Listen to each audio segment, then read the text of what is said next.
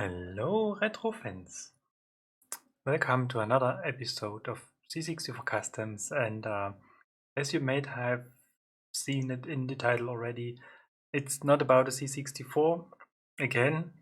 I feel some sort of sorry, but sometimes things happen in a, let's say, certain order, and I'm very excited that I have received what I'm going to unbox today, and I'm really looking forward to this device. It was on my, let's say, wish list as it has, let's say, appeared the first time, but I wasn't able to get one since the order page was simply not accessible. And therefore, I was really excited to see that there is some sort of a second chance.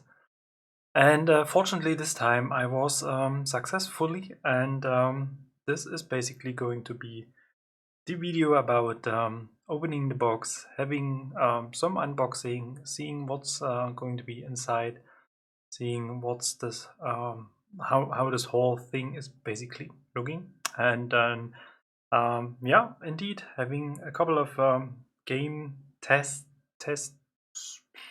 whatever we want to call this.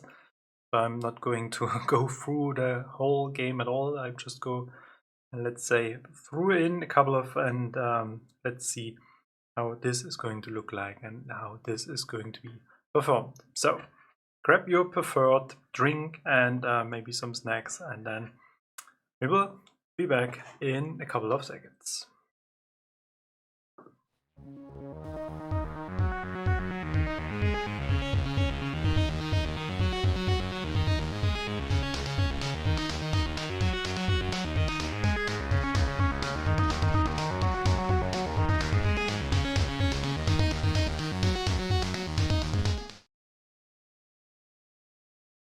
So, and as usual, we are going to start with a view on my desk, because there it is, what I'm going to unbox. And as you can see it already, Analogue NT Mini Noir edition.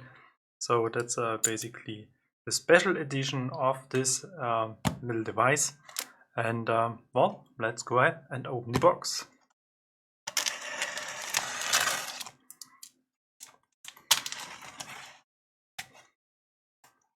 So the ordering process was, well, kind of, yeah, exciting, challenging, whatever we want to call this. But the delivery was blazingly fast.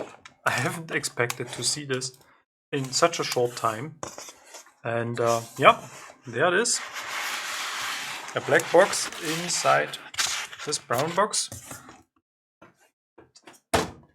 Let's get rid of this.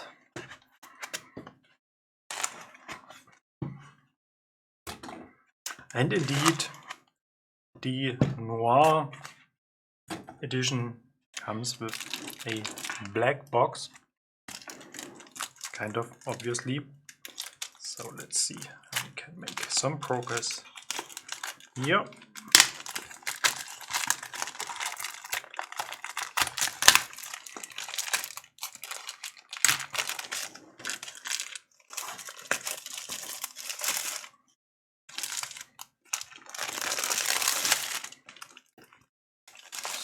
So,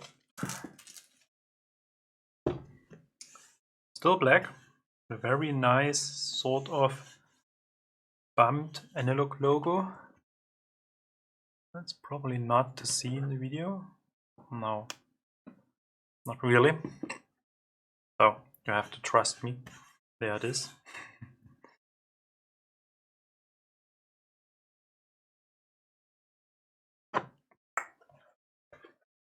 And here we have the first glance at this little console.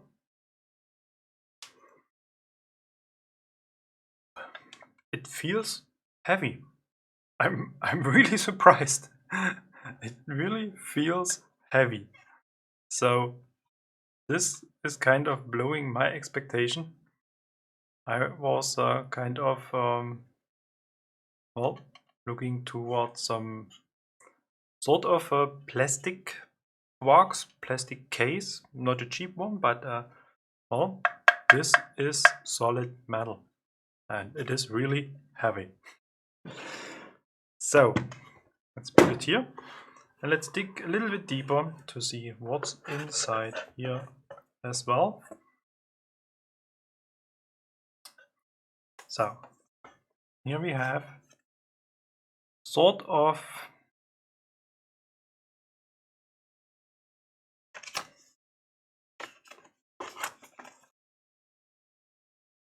something like a quick start, whatever. Congratulations on becoming an NT Mini owner. Becoming an NT Mini owner? Okay, whatever. Engineered with an FPGA, no emulation, 1080p, zero lag, total accuracy. NT Mini is not a plug-and-play toy. It is the definite way to explore Nintendo's 8-bit era. Compatible with the 1800 plus NES and Famicom game cartridge library. Explore and relive on one of the greatest video game systems of all times with no compromises. These are kind of bold statements indeed. Start playing your NT Mini. Connect the power adapter, plug into a power outlet, plug in your HDMI cable into your television. Power the system on by pressing the power button or by holding select B with or without a game cartridge inserted. Okay. Clean your game cartridge.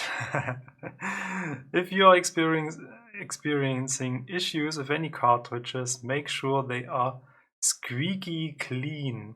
99.9% of all issues are game cartridge related due to dirty cartridge pins. Well, I think we have seen this in previous episodes more than enough. Dirty cartridges are really the root cause of many issues. But anyway, let's continue going through the box. So there is a very nice 8-bit DOE wireless Nintendo look-alike controller. It feels good, feels very nice, very snappy.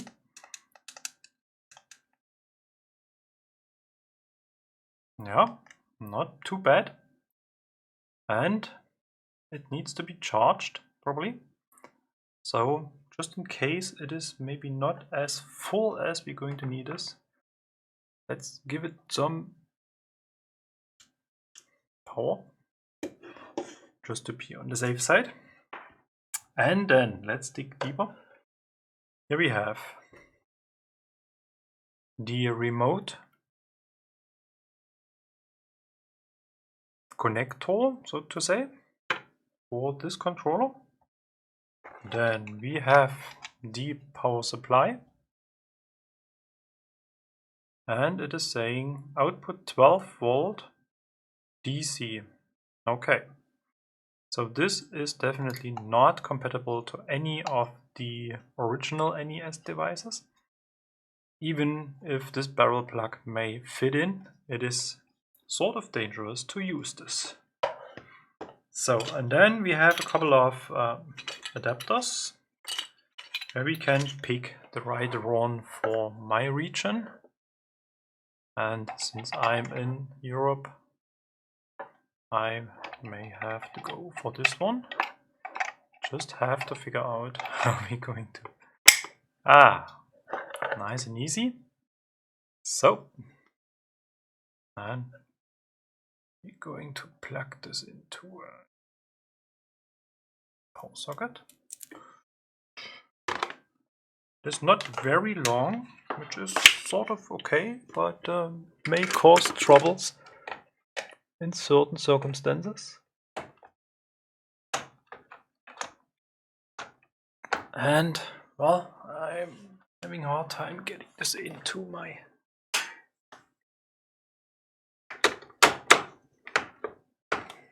There we go. And we got power. And then let's look, what's this? This is an USB cable to charge the controller. And let's have a look.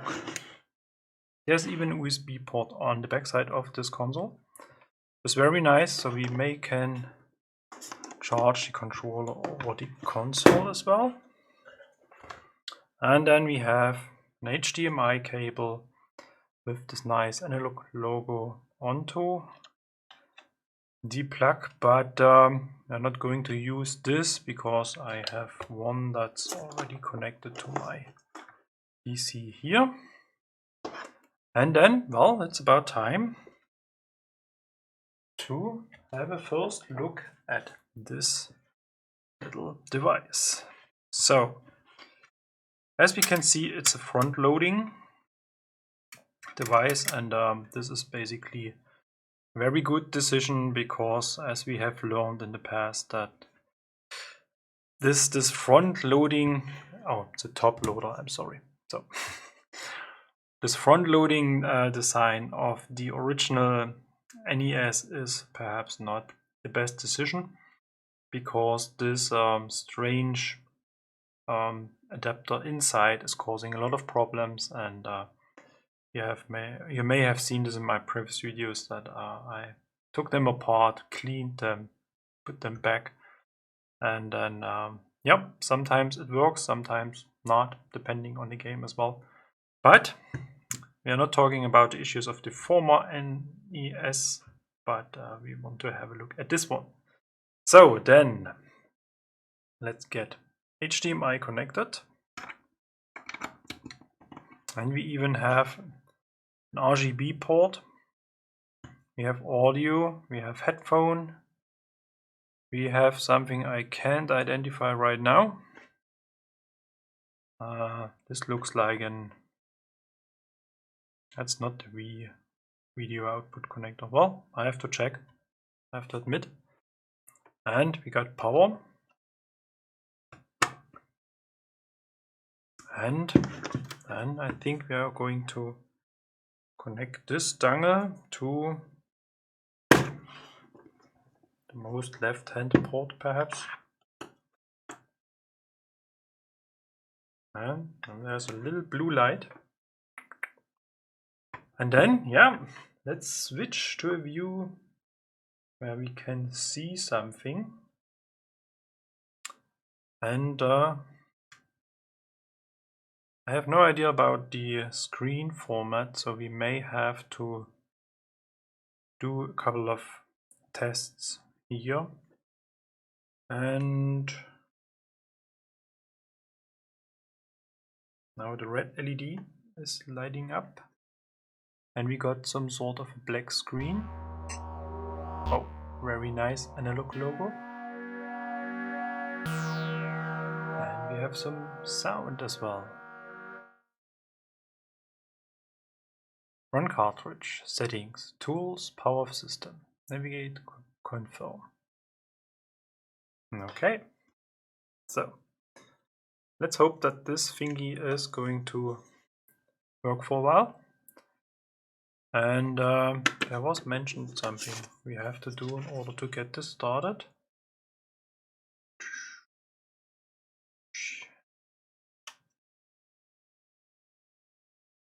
Select B.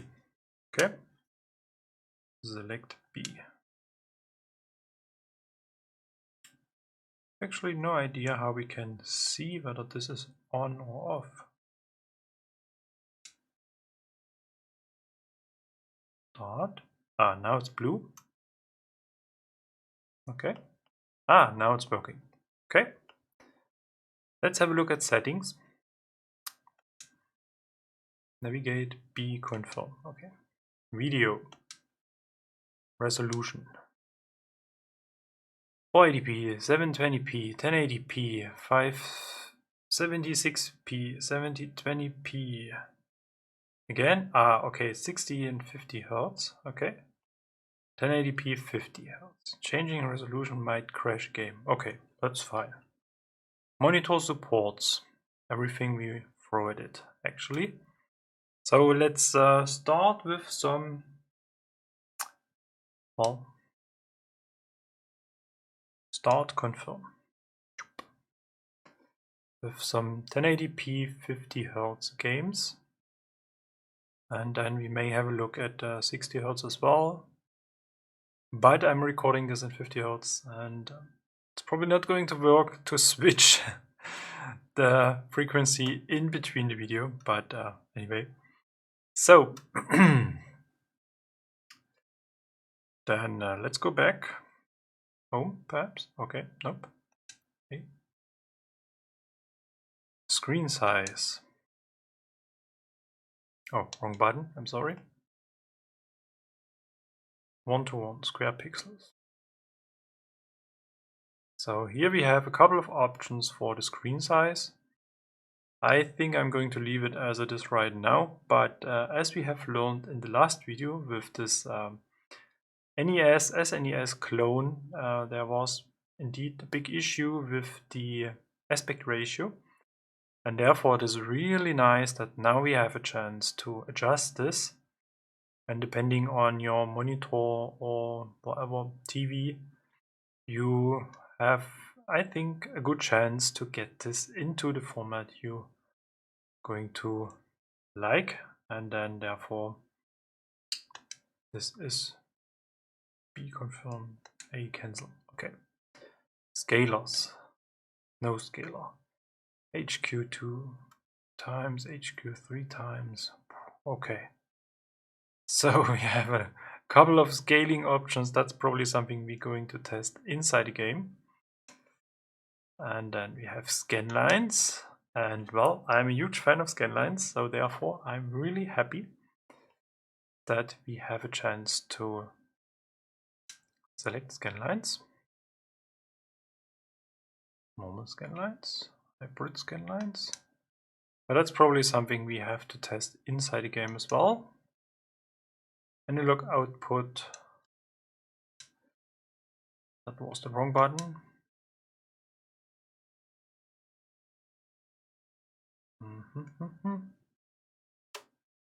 Digital analog converter LED brightness. Link DAC LED to power LED advanced settings. RGB composite sync. Okay, this is probably for okay, this is to configure the other outputs, but since we are actually on HDMI, that's probably not going to affect anything at all. And now we have resolution, width and height, cropping, scalars, scan lines, and look output. many things. So a bit confusing, but well, let's just jump out of this, and I think it's about time to have a look at the other options. Menu options, hotkey controller, startup, hardware, LED options.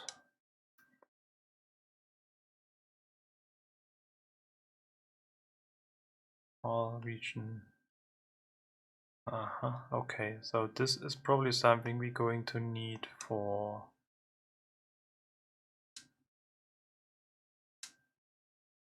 okay, for compatibility reasons. So some games are not running on wrong regions. So let's go for PAL region, B confirm. And then we can do a couple of things. SD card speed. It's probably something we leave as it is for now. So then let's jump out of it. Core options. Disable square reset, loop noise. Whatever this is going to mean. Save clear settings. Oh. And let's have a look at tools, cheat codes, NSF player. Okay. And run cartridge. So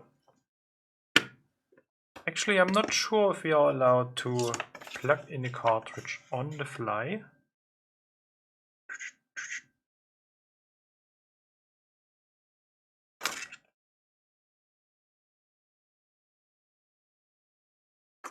But I simply assume so. Then let's start with something very classic.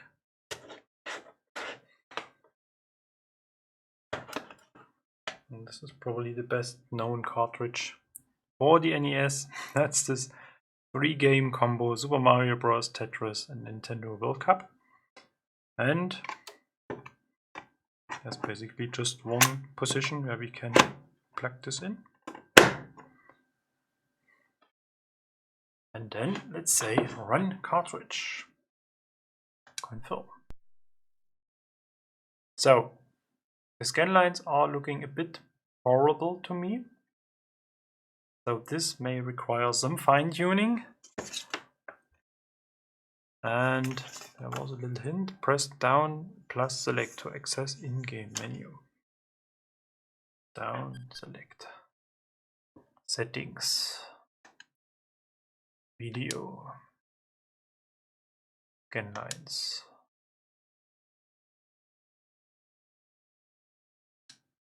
Hybrid. Normal. No scan lines. Normal scan line depth.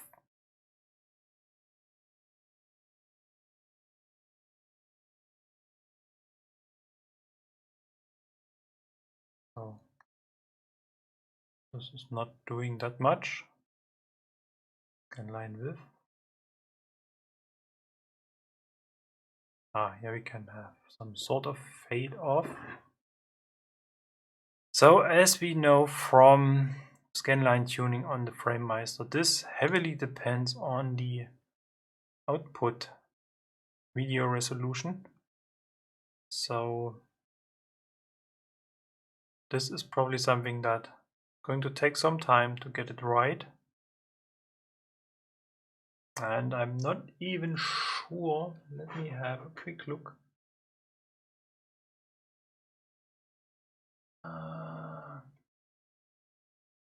If I have some scaling on my input here. Position, no. That's basically 1-to-1. That's fine.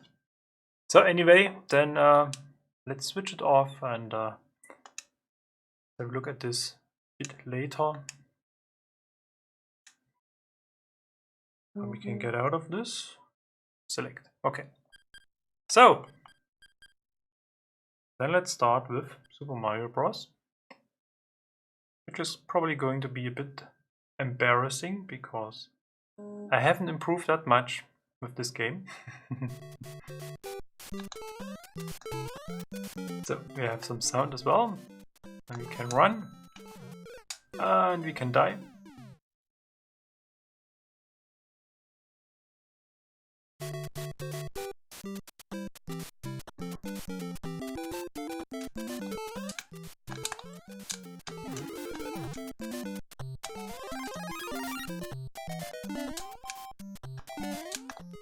Oh.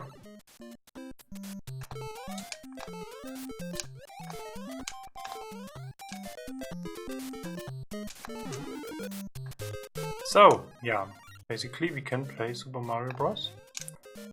Which is indeed not the biggest challenge for a device like this. And here on my OBS preview it looks a bit choppy. Actually, I'm not sure if this is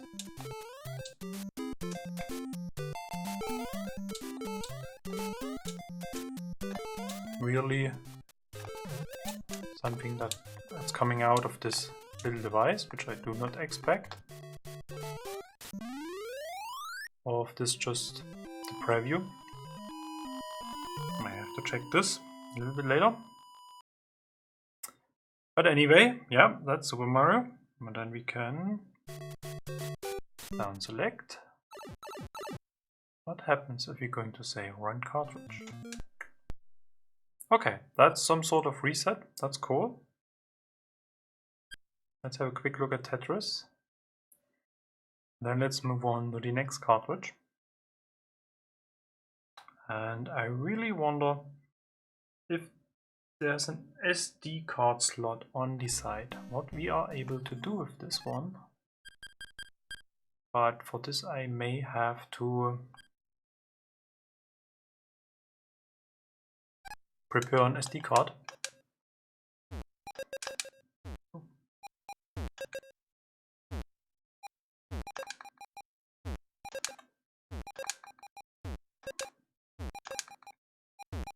So this is actually not world-class stacking, I have to admit.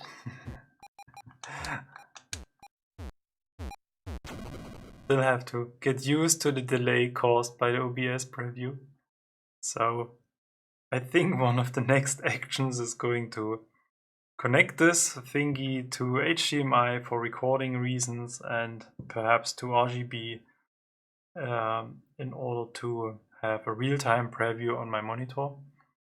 So that's probably one of the next projects I really have to start, which may bring back the OSSC as the main HDMI converter. Oh. Very strange things. Okay, so anyway, so what happened if we're going to remove the cartridge on the fly? Okay, the game crashes. That's so fine. Then what I'd like to check is a game I have received just a few weeks ago, and you may have seen this in the NES SNES clone episode, and the clone device had some issues playing this game. So I'm interested in to see if this is going to work better on this system.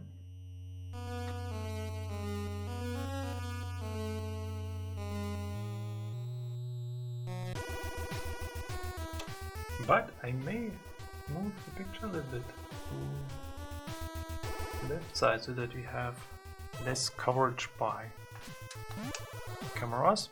And as we can see, it looks like we have seen it on the original NES and not on the clone device. So therefore, no issues.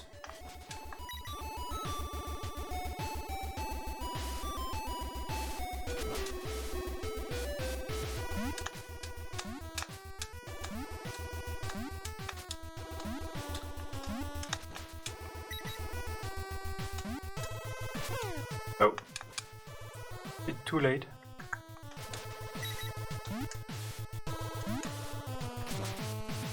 So, I think this is looking very good. No issues with this.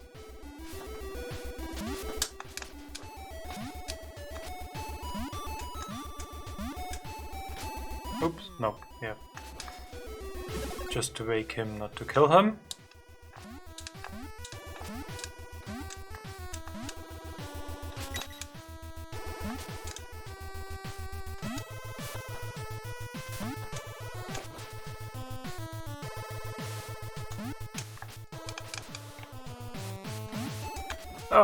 Oh, that's mean. Okay.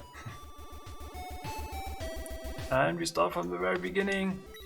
So, actually, we're not going to make this again. We have a home button as well, and this button is doing this very same thing. And, well, then I think let's move on to the other format. I'm a bit confused that there is not something like a reset button or stop the game button or something like this. Power off system is a bit too hard in my opinion. Really power off? No. No. I just want to stop playing the game. But it looks like there's nothing like this. So then let's do it the hard way and just remove it. And then let's test this Famicom game Sky Destroyer.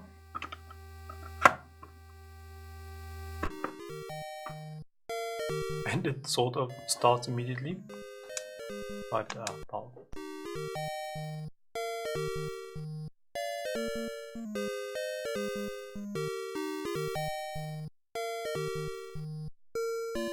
So as we know, the Famicom games are NTSC games, so they're supposed to run at 60 Hz. And I wasn't able to get them working on a PAL NES. I even got this fancy adapter, new super converter, video game converter, where you can connect your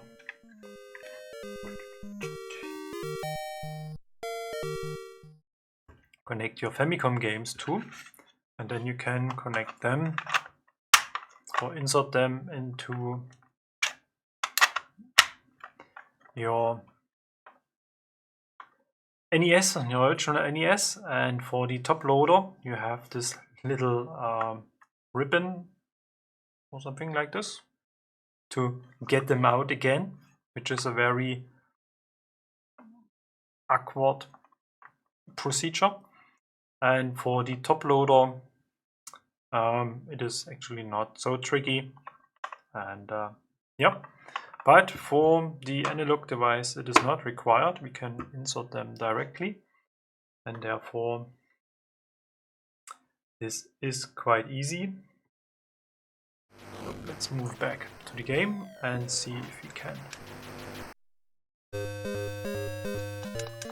get down some airplanes.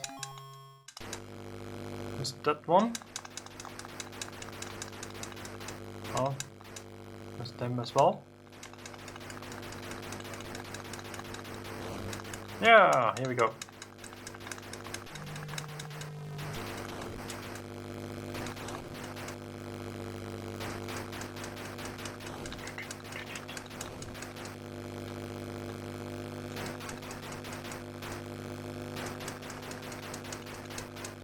Yeah, really hard to get.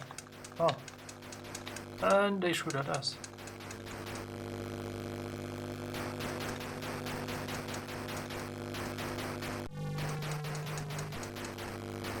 At least I'm still alive.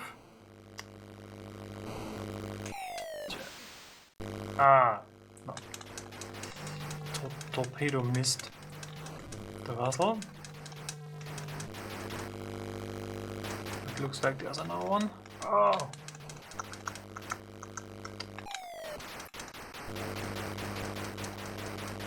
Ah, no.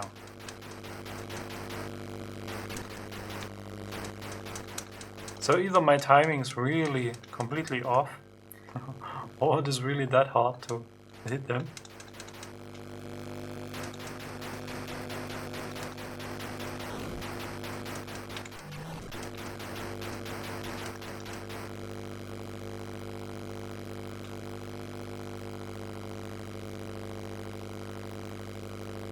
Not even sure if you are supposed to go in a certain direction or if you just move on, and then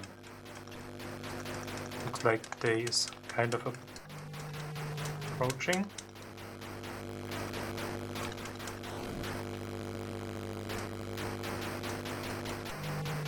So, and basically this is really cool because now I have a console where I can run NES as well as Famicom games. Now we got hit,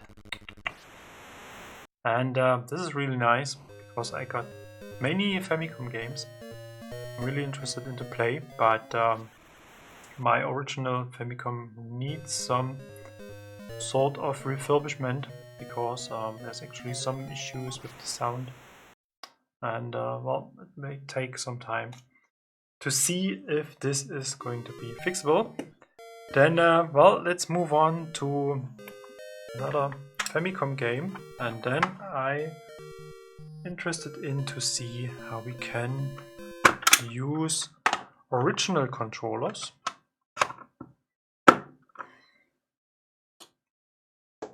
then let's do this. So what happens if we're going to plug this into this slot? Press the home button. Nope, not going to work. So this might be connected to the first port, but let's move on to an original unmodified NES controller. Something you probably can't see, but getting those plugs inserted is really a very special experience on its own compared to the NES clone device, where it was very, very horrible to connect controllers to. And they weren't even working, the original ones.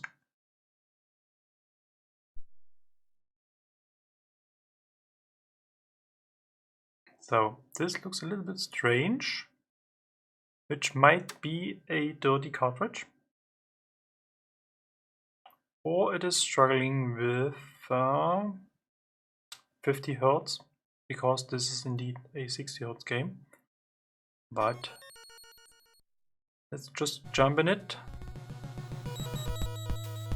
I'm not going to make that much progress, because this game is really hard and it looks indeed a little bit strange. So we may have to change the settings of our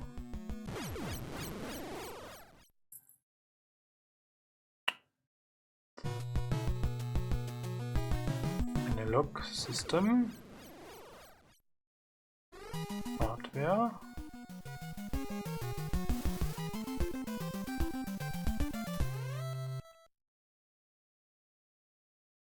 So let's go for USA.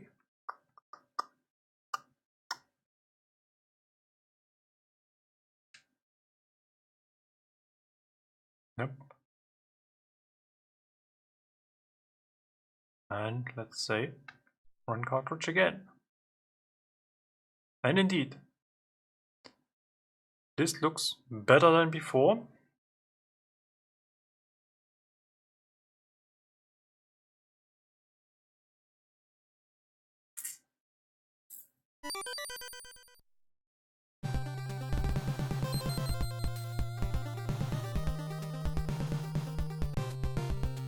And here we go. Now we get Gradius 2 in full screen. Exactly as we expect this. Oh, it escaped.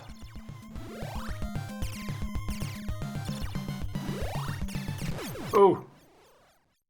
Haven't paid that much attention.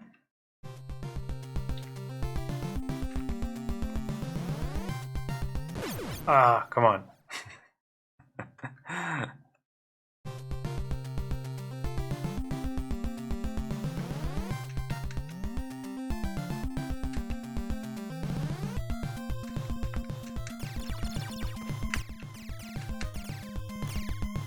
And as you can see, I have to hit the fire button over and over and over and over again. And therefore, I'd like to test the next controller. I think we can confirm that this one is working. Now let's go move on to the NES Max.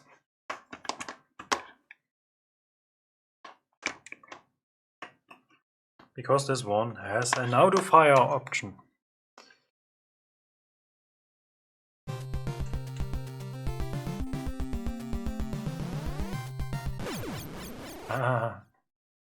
Not going to make me a better player, but it is indeed a bit more comfortable. I remember playing this game on Famicom Friday session, and I was really having a very hard time with my thumb the day after due to this frequent hitting of this button. Ah, come on. So this is indeed way more comfortable.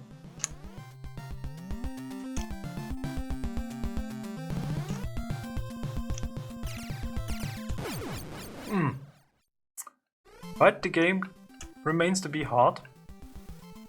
But, well, one of my excuses is Perhaps the lag caused by OBS preview. But well, it's some sort of, if the duck can swim, it's the water's fault, I know.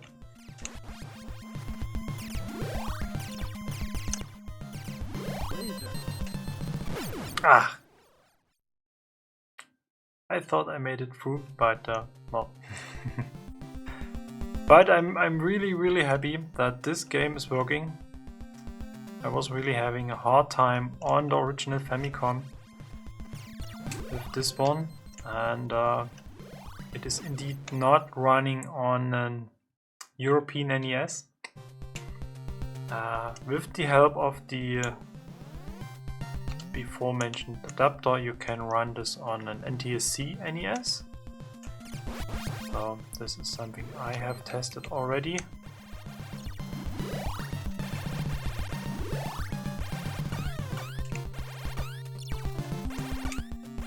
I'm not going to survive this. Wow, I'm sort of surprised.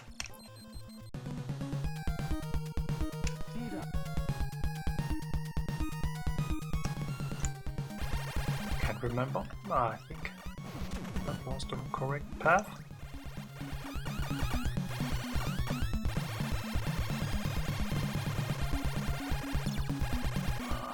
He's going to chase us.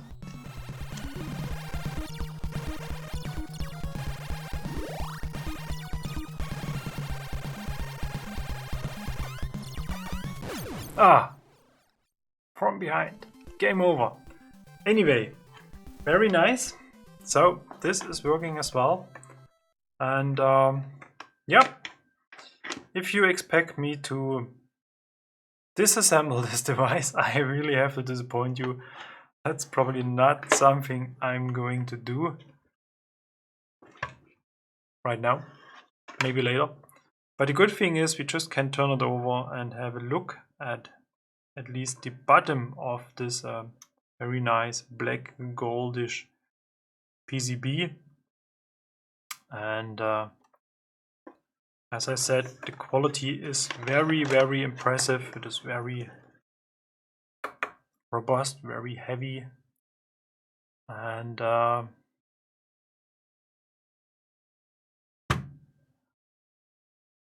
really interested in to learn what this connector is all about. And yeah, one thing we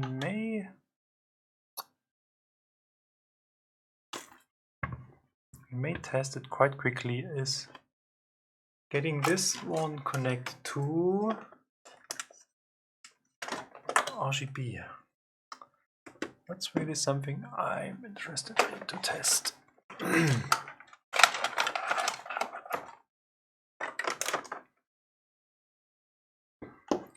So going to be a little bit busy on my desk. So let's see if we can have some sort of cleanup. I'm going to need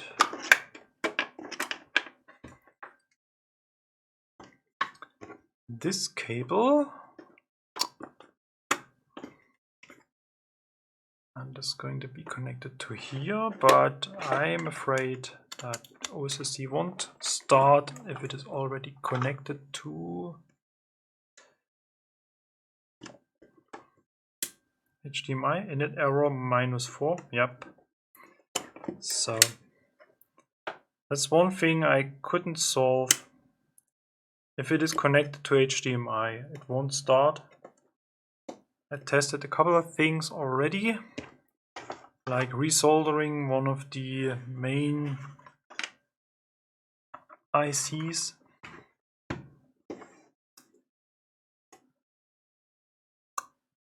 And there it is.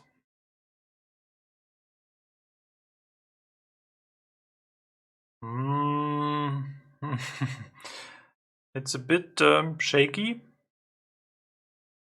So that's probably something we may have to fine-tune. But what I really want to check is if it is... Ah, I got some soldering.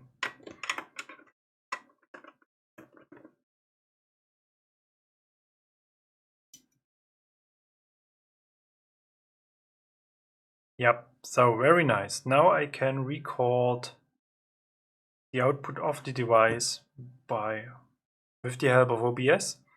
And I have HDMI real-time preview on my monitor, which is probably something you can see right now, but well. Then let's have a quick look at the menu to see if we can solve this strange stuttering effect. Now I lost my preview. That's strange.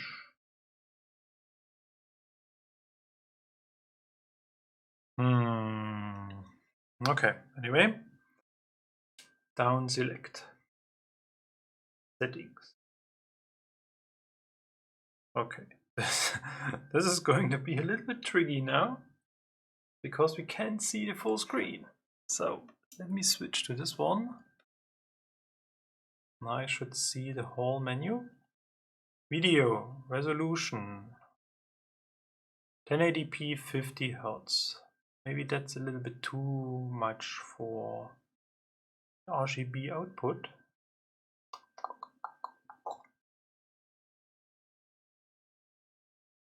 Or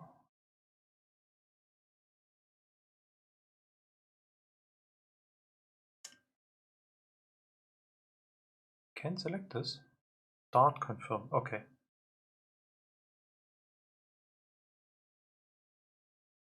So, but it hasn't changed on the OBS side. Just changed here.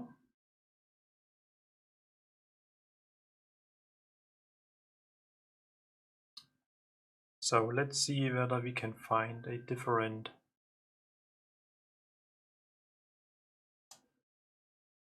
menu for the RGB output. So then let's get out of here.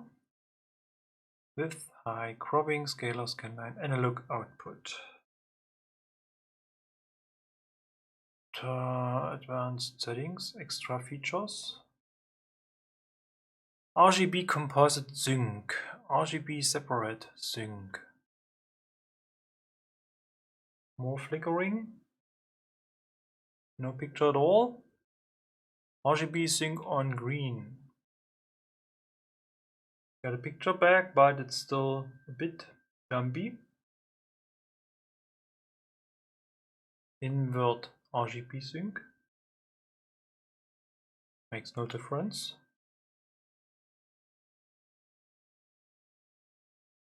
So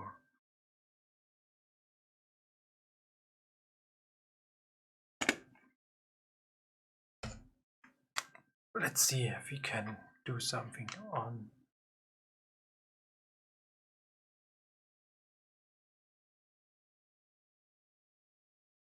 the OSSC side. Oh, I just recognized I have a filter on it. Filters. People. Video.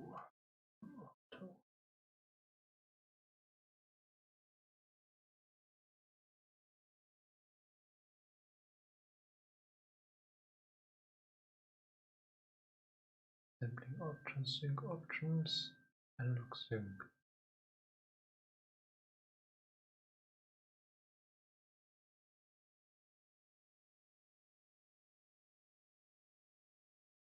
Really strange that it is jumping and that we are often missing part of the screen. Then, well, let's try something else. Settings. Reset settings. Done. Hasn't changed anything at all.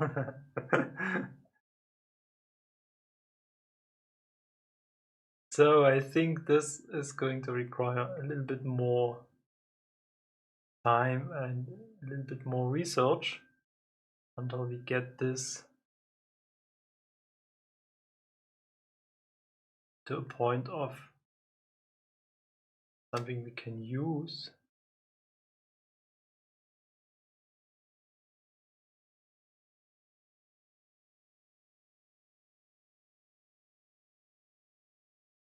Yep, because there is nothing I really can say that this could cause the issue.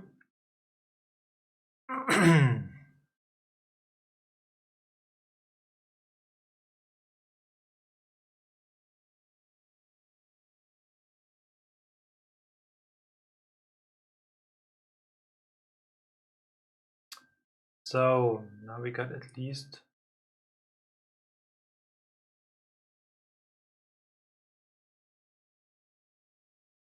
the strange thing is that we are missing part of the screen every now and then.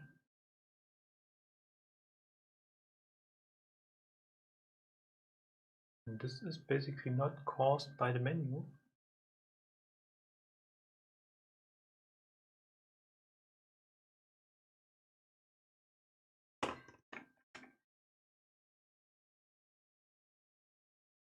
So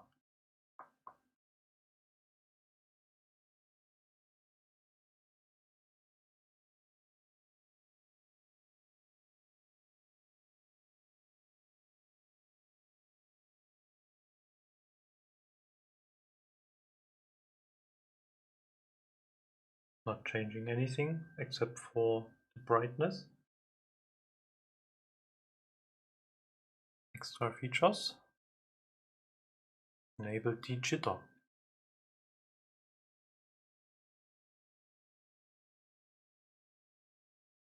Okay. 16 sprites per scan line. Oh, this may help for the flickering sprites in Radius.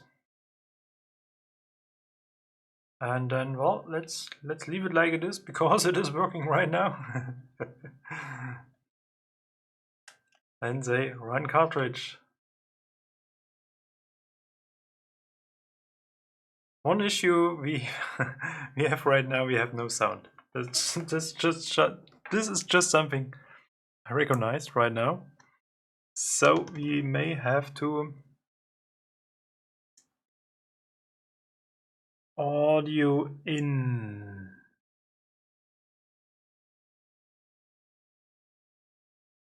Can't remember what was the audio in for. A3 in, V1 out, AV2 in, audio video.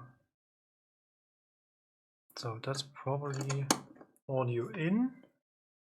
And now we just need change cable.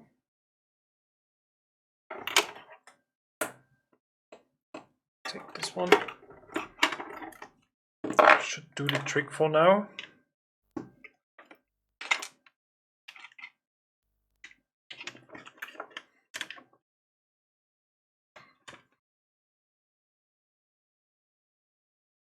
Left, right.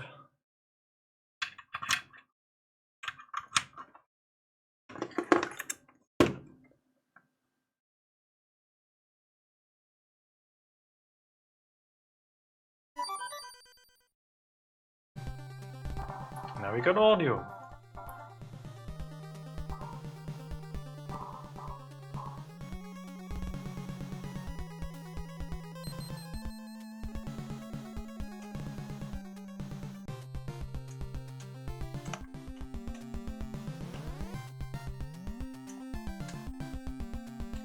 Yeah. So it's not always just a delay caused by OBS. Sometimes it's really just being simply bad at gaming. Ah, come on. But this is really exciting. Now I have real-time preview and I can record in parallel on OBS. Ah, come on. Probably not the best controller for the game anyway, but yes. So, I think we have achieved a lot for this little session, and I'm not going to extend it too much since we are almost reaching length of an hour. So I think we are going to see this little device a little bit more often in the future. I will have some testing on all those different options, and I will do some testing with different games, different controllers, and so on. And I will go and see what this SD card feature may provide to us as well. And then we may have some sort of a, well, let's say second episode about this one. And depending on my internet connection and depending on my time available, I may have some streaming sessions again. I'm not going to promise this because it's a little hard to squeeze this into my current life, let's say. And therefore, yeah, that's probably not going to happen too soon. And anyway, as usual, thank you very much for watching. Thanks for being patient. And if you have any questions, comments, suggestions, whatever, if you want me to perform certain tasks on this little device, feel free to use the comment section. I'm really looking forward to your comments. And as usual, thanks at all and see you for the next episode. Bye bye.